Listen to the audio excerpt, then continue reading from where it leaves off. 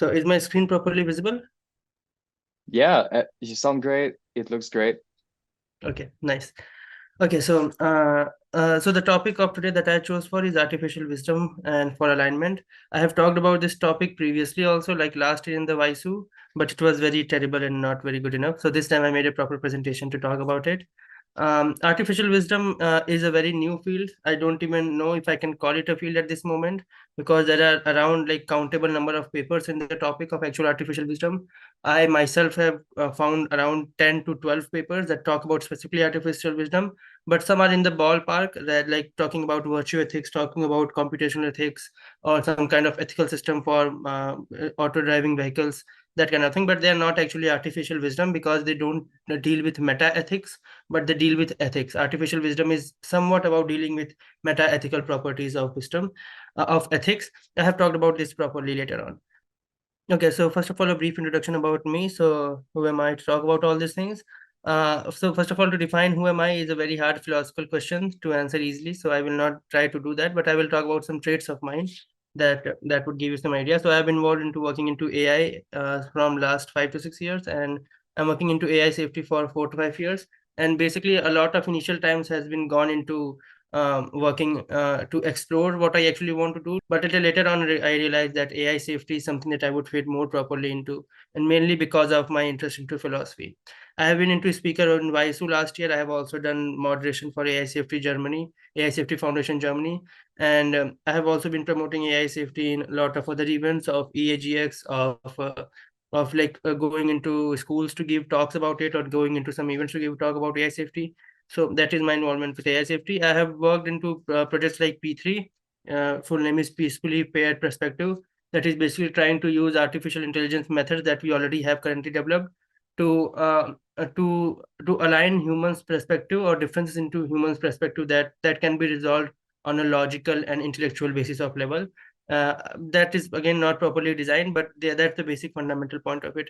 GMP is goal misgeneration problem. That is one of the fundamental problems with all of AI evaluation, stemming from Goodhart's law and proxy gaming kind of stuff. So I have worked in that also and given a new kind of look to it, about which I will talk about briefly later on. DSW is my one of the fundamental projects, Data Structure of Wisdom.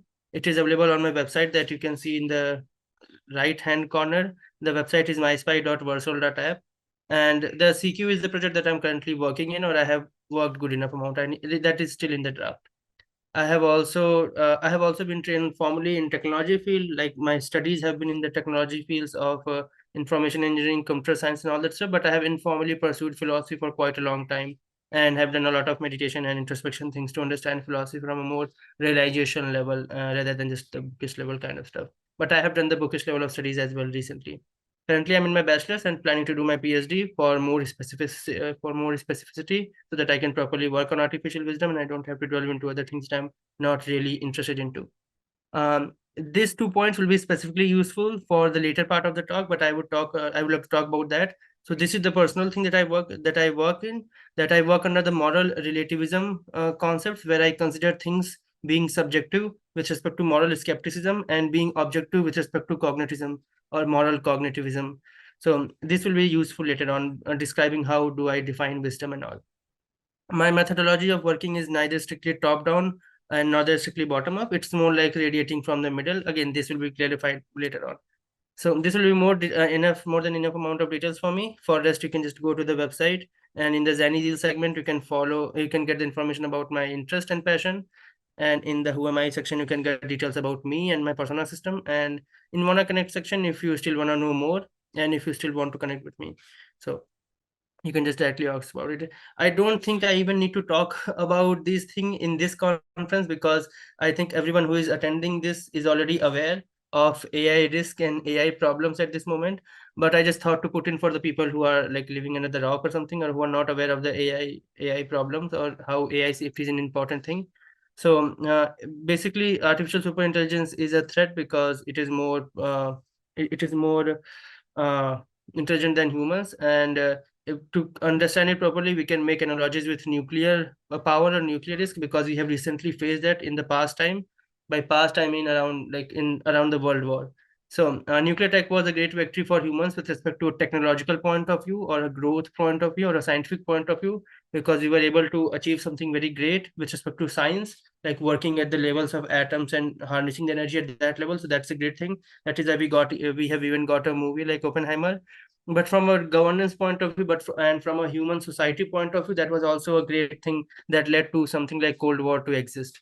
Because if not nuclear weapons, as far as I know history and politics, I think there will be just wars and not cold wars. Okay. AI has equivalent amount of power and impact, if not more, with respect to nuclear. If nuclear power has 10x amount of impact, I think AI has 20x amount of power. And the reason for the 2x or two times increase in the amount of impact and power is the ability of volition. I don't know if I pronounce like that only, but volition, VOLITION. Volition basically means the ability to make choice or having some kind of decision making ability. So along with being powerful and having impact, AIs can also make choice. That was not the case with nuclear. If like scientists can make nuclear things, but nuclear things cannot auto detonate themselves. They cannot they cannot go and create chaos by themselves. They will have to be done by some humans. Human was the one who has the autonomy in that. Human was the one who has agencies then. Nuclear was at most just a tool. It did not had any chance of becoming an agent. But AI is twice as dangerous as nuclear, because along with being a like powerful and impactful thing, it also has agency. It can also have agency, and it can also take decisions on its own. And the country-based division driven by human cultural group was successful for nuclear deterrence, but won't work for AI. Like, how do we currently have this deterrence among human group of, like, I don't want to call names of country, but different countries have make a deterrence policy that they will not use nuclear power against each other and do all the things, because they have got into some kind of agreement of those things. But that will certainly not work for AI, because again AI has its own free will at a level.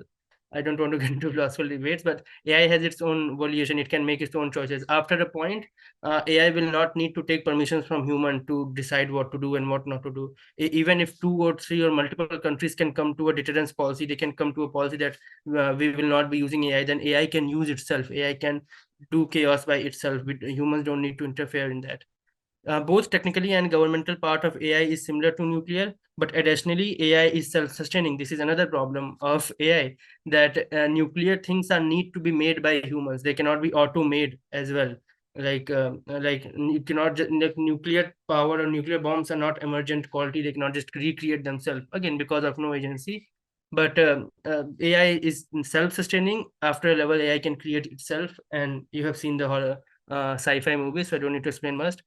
And in the end, obviously, the worst case would be AI plus military plus nuclear, as it is shown in the image as well. So AI being influenced by the military tactics somewhat, like imperialism and that kind of things, having some weird ethical systems, and along with that using nuclear power, because AI themselves won't have that effect with nuclear things, because they are not carbon based like us, or like most of the things on Earth. They can just redesign their whole hardware architectures by which they will not get affected by nuclear bombs and nuclear things. So they can design or they can reinvent themselves to be in a form that will not affect the nuclear that will not affect them, and then they can just nuke the whole world if they want to do that, and if they don't want machines. So for basically it's a bigger case, it's a worse problem. Okay, so now AI research field. What are the research field in AI safety? Because obviously I have made how AI safety is an important point. These are the both. These are the four fundamental areas or four fundamental um, ways in which AI safety is currently being done. I have taken this from a presentation of Dan Hendricks, so I guess citation to him. Basically, robustness, monitoring, alignment, and systemic safety. I think most people here would be aware of this, but I thought to make this beginner friendly. So withstanding hazards, like you can understand it in any ways with respect to pandemic, with respect to securing your own house. So securing your own house, you make like strong gates, a strong wall. You try to make strong walls so that people cannot enter. You monitor all the time. You put CCTV cameras everywhere so that you can see what's going on and what is going on. Alignment, that is a agentic thing. Systemic safety, you install a lot of systemic checks, so that if something goes wrong at one level, the other level can safeguard it. You install gates, and then you install like your room gates, and then basically some kind of that kind of thing. So basically there are these four ways to work. alignment is just making everyone have a sense that you should not enter into other house, or making everyone in your area be friends of yours, so that they align with you and they don't try to break in your house in the first place. So these are the four ways to work. Basically we use Swiss cheese methodology that I put, but I removed it. Basically Swiss cheese is we use all four of these techniques in different combination or in different ways to make the system as strong or as robust as possible. um, for me specifically, so I'm working in AI, artificial intelligence safety, via alignment through ethics. So this is like through ethics, through in alignment I'm working through ethics, and I'm specifically focusing on the emergent paradigm of artificial wisdom. That is my specific niche of interest. So now this is one of the problems that I see mostly people have, like when they start to define AI ethics. When I was talking to a lot of other people and giving some other talks, then I face this problem that when I say AI ethics, then there are generally two meanings that is rolling on the market. And these two meanings are basically driven from AI governance and AI alignment, the two ways of working in AI safety, other than the four methods that I showed. So AI governance is basically how humans should work to work with AI, and AI alignment is how we can work with machines so that they work well with us. So the umbrella term is machine ethics, and machine ethics is an interdisciplinary field that explores the ethical implications of autonomous system, particularly AI and robotics, but surely other too. So machine ethics is a very, very broad and general umbrella term that involves AI, involves robotics, involves how we make electrical lines into some system so that humans does not get killed. So that is basically machine ethics. In that machine ethics, there are two ways by which we work with ethics, and these ethics of AI and ethics for AI is just one of the ways to put it that I have found, but there are other ways to put it as well, like ethics in AI or ethics by AI. There can be other like English model verb things that are just semantics. But fundamentally, ethics of AI examines the ethical implementation inherent in the development and deployment of AI systems, which is concerned with the ethical assessments. Basically, how should with ethical principles should guide the human in design. Basically it's about the ethical system that humans should follow to make themselves work with AI. That concepts like the responsible AI segment comes into this kind of thing, in which the question is basically how should humans behave, or how should humans act, how should they work around so that they can have a proper AI system, how should humans work with AI. That is ethics of AI. Ethics for AI is the alignment part of the thing, in which the point is how what kind of ethical systems can we make into machines so that they can work with us. So it's like a bit of symmetric chiral, I don't know how to put it, but the first one is ethics of AI is about how humans should work with AI, and ethics for AI is how AI should work with humans. But again, for making AI, the ethical system that AI should have for working with humans need to design that ethical systems in machine. So these two are the two fundamental differences when you talk about AI ethics. Mine one is the second one, that is ethics for AI. I don't know much about AI ethics of AI. I did have attended a course on AI governance, and I have attended a course on AI ethics of AI as well. But I understand that I don't understand that enough. I guess Socrates or something like that. Okay. Now, coming concretely to the problem directly, not wasting a lot of time. So the fundamental problems when it comes to the ethics of AI and how things are going.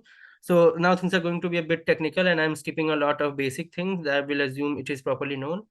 So basically, at this moment, we are focusing on techniques at max that are similar to inner alignment, outer alignment, mesa optimizers, these kind of techniques, GMP, and but what I think is that this will eventually lead to a deadlock. They will not properly solve the problem, because merely focusing on a specific solution is insufficient, because broader problem remains unresolved. The broader problem is about aligning humans with machine. That is the broader problem. How we are trying to solve it by specifying some instances of it, like outer alignment and the inner alignment, then goal misjudgment problem, like that kind of thing. So we are not actually solving the bigger problem, we are solving the smaller problems, and we are expecting that solving all the smaller problems will lead to the solution of a bigger problem. That's not how basically things work. The task decomposition problem, I guess.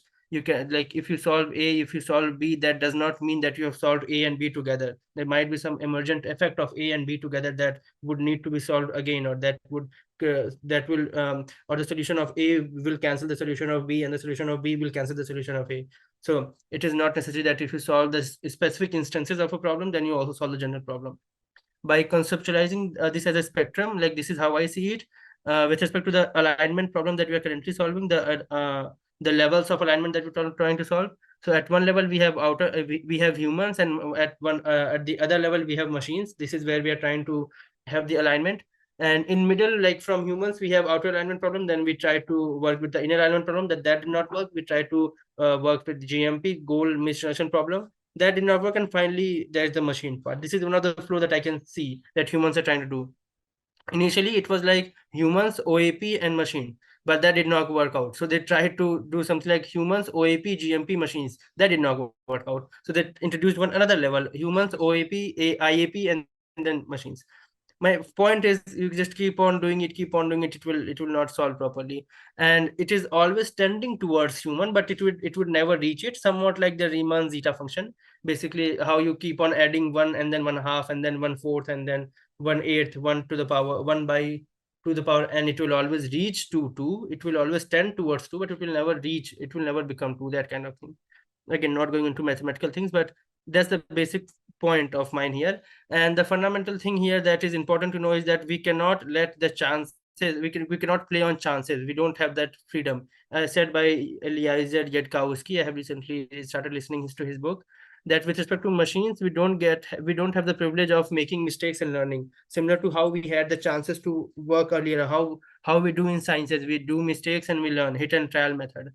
So we don't have that privilege. If we once make an unaligned super intelligence, then the game is over. We don't have the chance to learn from that mistake and redo it. We don't have that privilege. So we need to fix it, or we need to get it in the first hit. And we cannot let this kind of, or this stake of thing to rely on something that is like Riemann zeta function, that is not actually two, but that is tending towards two. We cannot let these kind of things happen, because even if in the end it is saved by, like, let's say 0.0001, but then also that much is very, can lead to very chaotic effects. Again, similar to the Pascal's mugging concept, how we, like, even a small the expected value, even the probability is very small, but the impact is very large. Then when we multiply them and get the expected value, then that is obviously large enough. Like 0.001 into infinite is equal to infinite, and something like that. Again, a lot of mathematical jargon can be done here. This perspective highlights the complexity and interrelated nature of alignment challenges across different stages. So that is this. If we work with these angles, the phenomena of good hearting is which is inherent to human behavior. Again, there is this one problem of trending toward, then there is other problem of good hearting that is inherent to human nature itself. And both the proxy gaming problems, like, again, these all must be already, you all must be aware of it. The problem comes with the element of self theory of mind and awareness, and the reasons why we cannot raise AI like kids. Again, there's a Robert Miles video, you can just go watch it and you'll probably get this point. So in response, the concept of artificial wisdom emerges as potential holistic solution addressing the multifaceted problem comprehensively. So artificial wisdom tackles all this problem properly. The image that I put here somewhat looks like a deadlock in which the things are not properly syncing together, and there are some things that are like putting out. If you watch the video of Robert Miles, you'll probably understand this angle.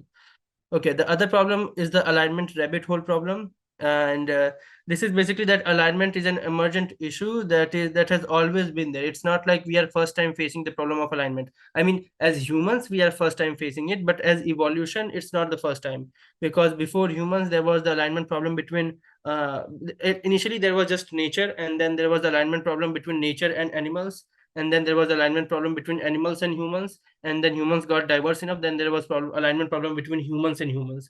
Basically why wars happen, because humans are not aligned properly. So alignment is not a like new problem, but now the problem is between humans and machines. That is the alignment problem that we're actually working in at this moment. So it has always happened, it is something nothing new. You can read the slide. And the thing is, one of the, again, the fundamental problem here is that we cannot just align the end two elements and expect the other things to align automatically. We'll have to align AI not just with humans, but we need to align AI with all set of humans, and then we need to align AI with animals, then we need to align AI with nature. So we need to go to the first link in the chain, because again the chain is interdependent on each other. If the nature is destroyed, but humans, if AI destroys the nature, but they don't destroy the humans because they're aligned with humans, then obviously humans will destroy themselves because they are dependent on the first chain. It goes like this. So we just don't need to align to one last two elements, but we need to recursively align it till the very beginning. and we need to keep this thing in mind, that all things should fit in properly and together. And this is the rabbit hole problem, because let's say if something comes after AI or machines, then they will need to align themselves with machines, then machines to humans, to like that. Now coming to the actual problem, these are the general problems. Now, what is the actual problem with respect to AI? Yeah, with that is solved, that artificial wisdom solves. So misaligned AI poses immediate suffering risk or S risk, and in short term, like if we have misaligned AI, then in the short term we'll have a lot of S risk, because machines will obviously not kill humans till the time they find a substitute of humans. They will try to utilize humans. You can obviously refer movie like Matrix, but till the time the humans would be useful to them, they will not kill us. And it can obviously potentially lead to S risk. After the use of humans are done, they will just like to throw it away. Why to keep anything around? Similar to why would you like to keep anything useless in your house, kind of that thing. So like again, this thing is also very obvious. You can find a lot of talks how misaligned AI is a very big threat to humanity. So that misaligned AI is a very big threat to humanity. With respect to ethical parts, again talking about my domain, with respect to ethical part, the dynamic nature of human values and ethics, influenced by both space and time, that is geographical changes with respect to culture, country to country. So these kind of changes, human ethics and values are dynamic with respect to places, country to country in space. And it is also dynamic with respect to time, that is 50 60 years ago humans had different set of ethical values, they have different set of ethical values now. So that ethical thing is very dynamic in space and time. Currently we have some things like CEV, coherent extrapolated volition, that tries to solve this kind of problem by addressing both geographical and but that try to solve using the geographical method only. And we have other method of predictive models that try to predict human ethical systems based on how it has changed in past, so how it will change in future. So we have some kind of techniques or knickknacks or makeshifts that can probably solve these things, but they don't align together themselves. The solution don't work coherently with themselves, and they are not that properly based enough as well. So unfortunately, they do not fully converge and sufficiently accommodate dynamic nature of human being. It's the same thing as previously, tending towards. They tend towards a solution. They does not seems like a solution. And artificial endeavors both, because artificial wisdom covers both space and time complexity, and it helps with aligning with human values. I'm not reading chats and all because I'm in different mode. So I'll answer every question in the end. I hope you stay till then. Being a bit more specific, what can be the problem? Just being as clear as I can be. Geographically, as representation discrepancy of undeveloped nations. This is a fundamental problem that you can also find in AI of ethics. That there is difference between data representation. Like underdeveloped countries are represented very poorly with respect to data, with respect to compute. So they don't have that much of problem, and that's why they might face more differences or discrimination or discrepancies when AI becomes more prevalent. Like the bigger countries or the developed countries, they might get on advancing at a very high rate because of AI, and at the same time, the countries that are not well developed, they might stop at that level, or they might even start going back because they don't have that much of data, and they are not that adequately equipped with all things. Another asterisk could be citizens in developed nation might become instead in the echo chambers, isolating themselves with the subjective bubbles and losing their touch with reality. Basically, how we lost the first war of ours with AI in the social media realm. How the echo chambers form, and there's more chaos or the more conflicts between humans at this moment, because everyone is living their own specific echo chambers. And especially if we maximize this thing or extrapolate this thing at country level, then it becomes even worse, because at country level, like some eastern countries have their own echo chambers, that this is how the world is, but they don't know how the world is actually in the east and how in some other countries. So basically, on a specific level, on individual level, people getting trapped in kind of echo chambers, and also on the country level, basically at every level they are getting trapped in some kind of echo chambers, and that is leading them to losing touch with reality and not knowing what the actual world is going on. These are the two S risks that are possible, and the fundamental or the final S risk that can arise from all of this is the global diversity disparity in values among different sets of human could widen an extent of endangering humanity. You can read basically how this can lead to, because we think that the party that is next to or that is in front of us is different from us. That is the fundamental reasons of all wars. So again, these things can escalate or can increase the differences between humans themselves. More the differences between humans, more the chances of war. So it can obviously lead to S risk, because humans can war and fight out themselves and kill themselves out, like again nuclear chaos. Or if they don't do, then obviously machines are there to kill us. S risk, the with respect to time, the pace of evolution of ethical and moral evolution of society against more law. So basically, the way at which the society is developing and the way at which the machines are developing with respect to ethics is different, obviously, because we're not designing ethical systems for a machine. So they don't have an ethical system. So they will not be at the same level with respect to humans, and it will keep on increasing as well with respect to time. And obviously, the Isaac Asimov quotation: "While science gathers advances rapidly, societal wisdom lags behind. AI's exponential knowledge acquisition could accelerate this distinction." Basically, the amount of intelligence and wisdom should always remain at balance in society. We should not have a lot of intelligence compared to a lot of wisdom, because that's the reason again why wars happen, why chaos happen, why we are killing out animals just for our benefits, or we are killing out environment for our benefits, mainly because of this thing that the intelligence has grown way more than wisdom. So again, if the temporal difference remains same, then it will also increase. And obviously, combining these two again will lead to an existential risk after some point. Future misalignment, with evolving static AI systems get worse because human ethical system will evolve, but machines won't, and it will create chaos. Blah, blah, blah. You can read it. It's already clear how it's a problem. Now, coming to the main point of artificial wisdom, the first thing is, what is wisdom in the first place? How do you define wisdom? What do you call wisdom? Because that is how we work with intelligence also. When intelligence was coming into action, then what is intelligence in the first place? So, similar to how we don't have a proper or good enough definition of wisdom at of intelligence at this moment, we just agree to some definitions of wisdom based upon the context that we're working in. If the context changes, then the definition of intelligence changes. Sometimes intelligence is playing chess, sometimes intelligence is talking to humans, sometimes intelligence is Turing test, sometimes intelligence is to be able to walk properly. So intelligence changes based upon the context where you're working in. Same goes for wisdom as well, because again, language, semantics. So these are just language things. So definition of wisdom changes as well. And I have managed to gather some of the definitions of wisdom, and I have put that into the What's Wisdom segment. It is on my website, myspy.virtual.app. You can go and read that. I also keep on updating them based on the literature review that I do, or based on some other things that I find here and there, like watching some ethical lectures or reading some articles about ethics. And also, wherever I find a good enough definition of wisdom that aligns with the definition of wisdom that I am working in or that I want to contribute in, then I just put it there. So that's how it works. You can just go and check on it, and if you can keep on checking out for more definition of wisdom. I have put down the specific definition of wisdom that I generally talk about, that can describe the overall sense of the wisdom that I use in. So firstly, I use wisdom is an ethics generator, similar to how intelligence is a logic generator. So basically, one of the ways that we use intelligence is to make set of logics that cannot, or that is very much infeasible to code or design individually. The general example of cat and dog. So we don't tell the machines what a cat is, what a dog is, and what are the logic that you need to follow to determine a cat or dog, the feature selection or the circuit design of AI. We don't do that specifically. They do it on their own. They develop their own logic for the outcome that we need, the basic function how machines work. So basically, intelligence is a logic generator. It can generate the logic that is required on demand. Similarly, I define wisdom as the ethic generator. It can generate the ethics that is required on demand. Basically, similar to how it can allow machines to be like Romans when in Rome.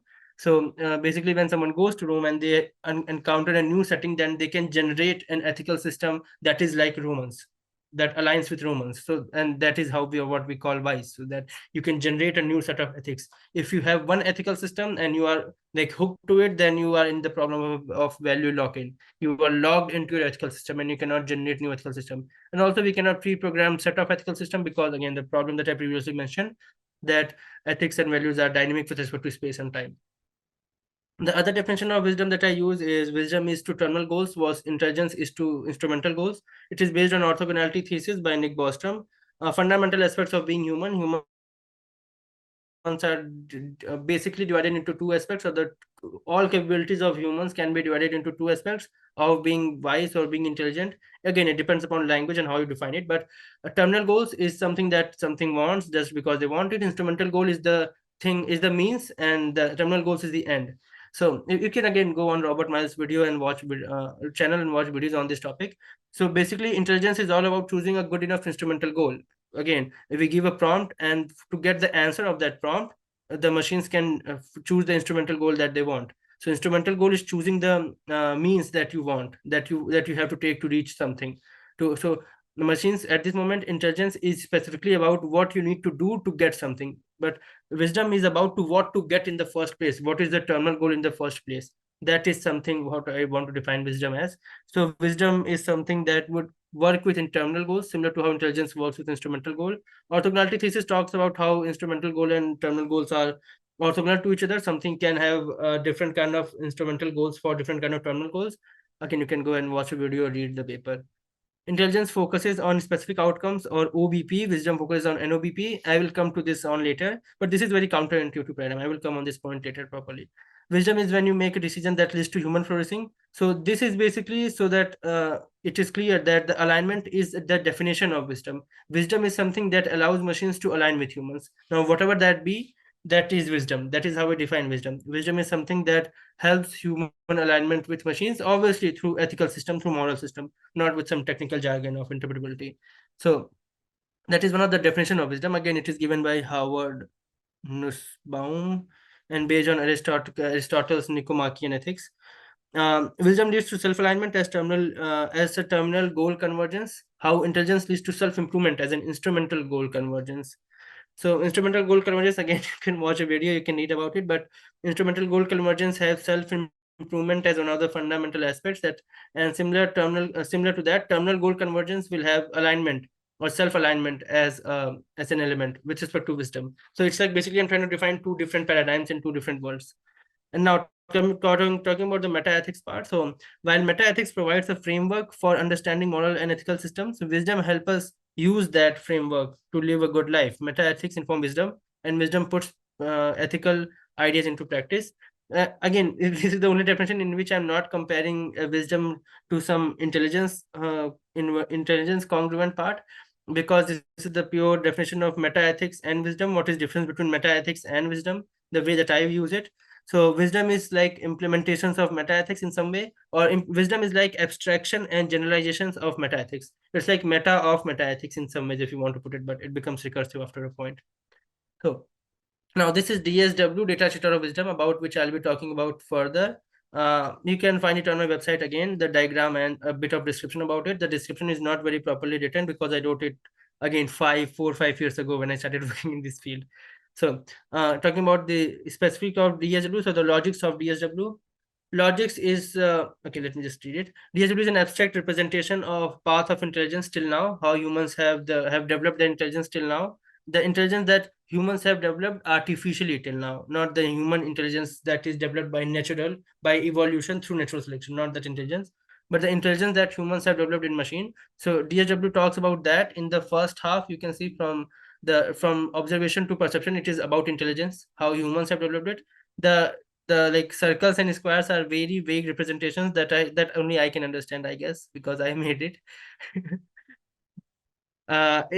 Based on which a consumable path for wisdom is constructed. So on the same construct of how intelligence is developed by humans, I have tried to lay down a like blueprint or some diagram of how we can develop wisdom on the similar pathway kind of stuff.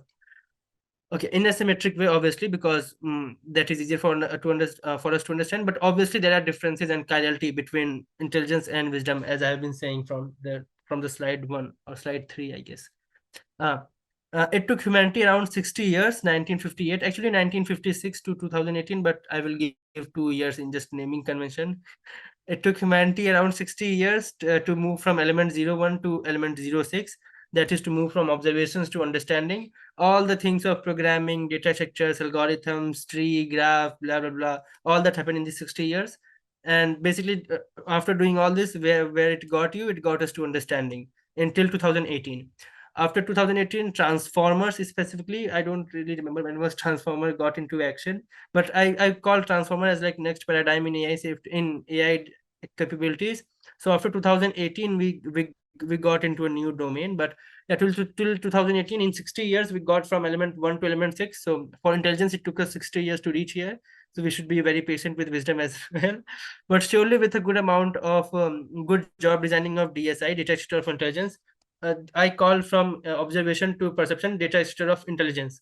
Detector of wisdom is from verisimilitude to impact, but obviously I put both in the same thing because I cannot make different things, separate things. They had nearly an exponential growth alongside Moore's law, but certainly they had some cold winters too. Again, you can read history of AI. I have put that into the appendix. I will give the slides. You can read them in the end. Currently, for the last 4 or 5 years, that is from 2019 to 2044, 24, basically all the Transformer, Mamba, and recently Can. These are the times when we are working in these last two elements of intellect and perception. Don't go on the words on their face value. I have used very wrong words. I know that I did not knew proper words at that time. So, but basically, this is what I meant. Whatever is being done at this moment with respect to Mamba, Transformers, and Can at this moment is what I want to refer with intellect and perception. So, with the qualities that are generally been referred as abstraction, because if you just dig down to all of these qualities that are currently being utilized uh, in Can, Mamba, and Transformers everywhere, it is all about abstraction. So in Transformers, it is basically about attention is about abstraction in a way. And the recent Can also talks about the same thing in a different way, the B spline thing. I have not read the paper properly yet, so I cannot say anything much about it, but in the same domain. Whatever I have got, it's about the same domain if you make it very abstract and talk about the philosophy of it. And also the same thing also is going on in interpretability and RLHF, the reinforcement learning with human feedback. And interpretability, specifically abstraction, is a fundamental thing. I've also talked to a person. You can see the video of it on my YouTube or somewhere. Abstract. I abstract. I abstracted abstraction as an understanding of abstraction, understanding of an understanding. This is the new way that I see abstractions. Basing it on previously done work and making recurrent loop of abstractions, because after having understandings of understandings, you cannot have understandings of understanding of understanding, because after the two elements it becomes a recurrent loop. I have talked about that properly in a project of mine. uh, I mostly try to use intelligence as a segue to wisdom, but I have also found people who are working it with on abstraction from different intentions. That is basically using abstraction as a part of making machines more intelligent. Again, in terms of Can and Transformers and Mamba, and also with interpretability. Some of the videos about that is on my YouTube. Sorry for that.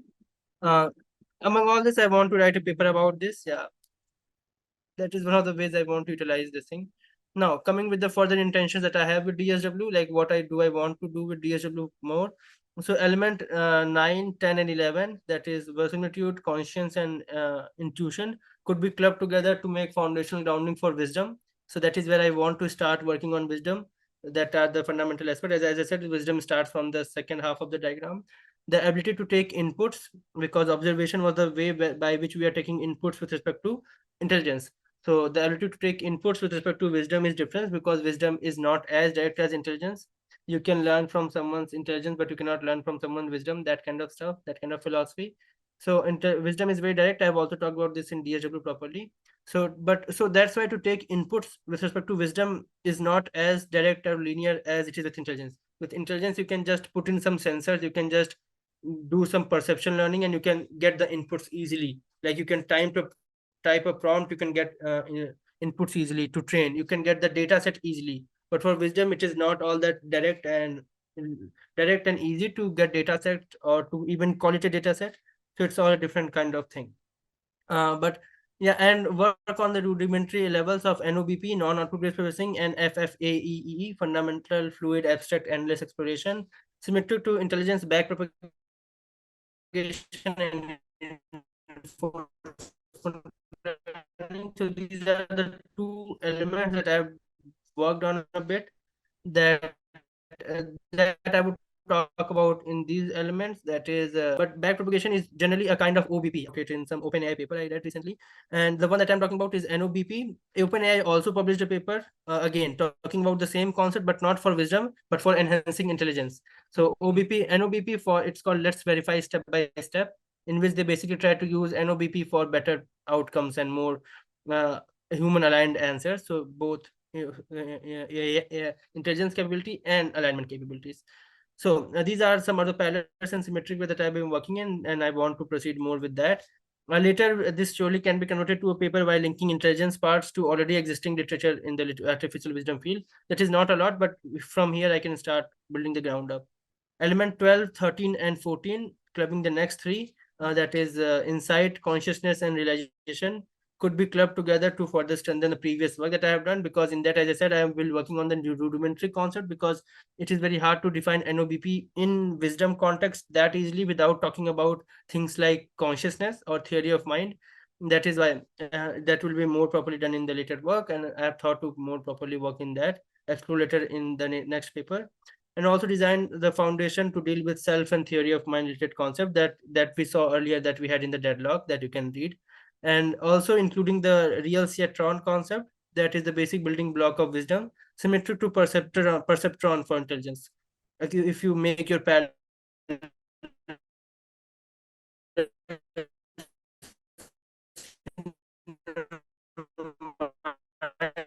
and think about this for a while, you can get moment, be it propagation or be it reinforcement learning. We have the deep RL, I guess that what call it, I forgot the name, but in deep reinforcement learning, we basically use perceptron. So perceptron is like the building block or the basic brick that we use everywhere in machine learning work. Similarly, to design real Ciatron, that will be the basic brick for designing artificial wisdom at any level. Later, surely this can be converted into a paper by designing implementable algorithms. Now, because data structure is already designed, so we are working on algorithms or process that work on previously data structure, or eval and testing can also be done here. But again, very primitive form of eval and testing, because we have not covered important aspects like consciousness and theory of mind. After designing it well, we can cover the elements that are versatility and conscience. Now, in the end, linking linking this with CQE, I have it is very vague. I have just made it into my draft versions. I have not thought properly about it. I'm still working on it, but I'm making all previously things more concrete by designing a theoretical frameworks. Because and basically waiting for better enhancements in the field of intelligence. The level of intelligence enhancement that we have at this moment, till using that, we can just work till element uh, 14 in a way, but waiting for new enhancement in intelligence like recently they had with CAN. And let's verify step by step AI safety by debate, DLOCO like distributed learning techniques and parallel learning techniques, these kind of things. Based on this, only later theoretical frameworks can be designed for previous things. And after that, the element 15 and 16, that is action and impact, again very wrong word, are about to finally take actions to sync this wisdom paradigm with intelligence and design a framework in which both can work coherently. So it's like we make artificial intelligence and we make artificial wisdom both good enough. So and after that, we need to sync them coherently, we need to join them coherently. At this moment, this is all very philosophical already. I'm thinking that I'm talking are very philosophical, but this is even more philosophical than that, philosophical and theoretical at this moment. Impact of it all would be self-sustaining artificially wise machines or artificially wise intelligent machines. So in the end, that will be the impact that I'm talking about. Again, we have to design, we have to think it all. Along with all this, evaluates good hearting is already a big problem, because again, bigger problem, machines can just learn all the philosophical text from philosophy books, but they don't understand it. They can learn all the ethical system, but they don't have any sense of it. They can deceive humans in a lot of way with respect to wisdom, because again, humans themselves are not very good with it. Solving that, along with all making it domain specific, wisdom more general, because there's a way of defining wisdom with respect to ethical system, that is I'm talking about, but there are also ways to define wisdom with respect to a specific set of intelligence. So making wisdom more general is also one of the tasks that would be by linking CQE, by linking DSW to CQE, and that will be something like artificial general wisdom. All of these things would be done on a very theoretical and philosophical basis, on a very conceptual abstract basis, not going into the actual things, because again, it took 60 years. And just to remind, it took 60 years to come from observation to understanding, so it can take at least 30 years to make artificial wisdom, given the exponential growth that we have at this moment along with Moore's law. Or like at least 15 years, we can give 15 years, because we have that much time for the doomsday and all. Okay, and rest all is cooking. I'm still working on these things like CQ is, I have made all the drafts of it, I have made the real citron and all. And only after completing DSW properly, that is making all these papers, I'll start working on CQ furthermore, or working on the idea part of CQ anymore. Currently I'm working on the on making these things more paper wise and publishable and academic in a way. So yeah, that's all for this talk that I have. Thank you for all your attention and time. I would love to have your questions now, but if you have later on, or the ones who are seeing this on YouTube, or the ones who are that seeing this later by some recording or something, you can mail me. Obviously, you can read the web. You can on my website. You can find ways to contact me. You can also contact me on WhatsApp. Instagram, whatever you prefer. I love to answer your questions or talk about these things. I'm very much passionate about these things. You're already familiar about it. Sunny Zeal. Yeah, this is the rise of AI from chess to chat, the appendix. If you want to see how the 60 years have been flowed, it starts from 1950. I'm giving it a bit of leverage by starting it from 1958. Okay. Well, yeah, that's all for my talk. I would love to hear any questions if anyone is on the call yet. Thank you for the presentation. We have about 8 minutes for Well, I can keep the discussion. Yeah, yeah, what name, yeah. so what is one thing that we align on? As Might be I related. said, as there was this definition of from Nicomachean Ethics of Aristotle that alignment is again wanting humans to exist and also wanting them to thrive. So basically, solving the problems that humans have at this moment, the problems of resources, the problems that of conflicts between human groups.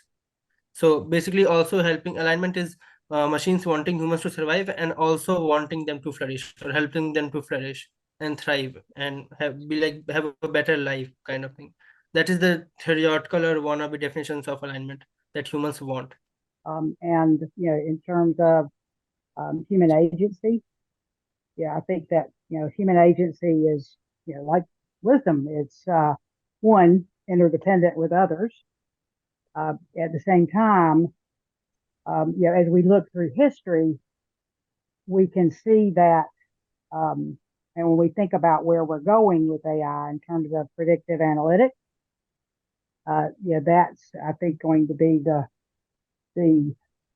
moment of reckoning, because how are individuals outsourcing their agency to machines, and somebody's got to be behind the coding of that, and so it comes down to, quite frankly, the principal agent problem in governance. And that's the other side of this, is that when I look at human governance, I'm struggling with, we can't really.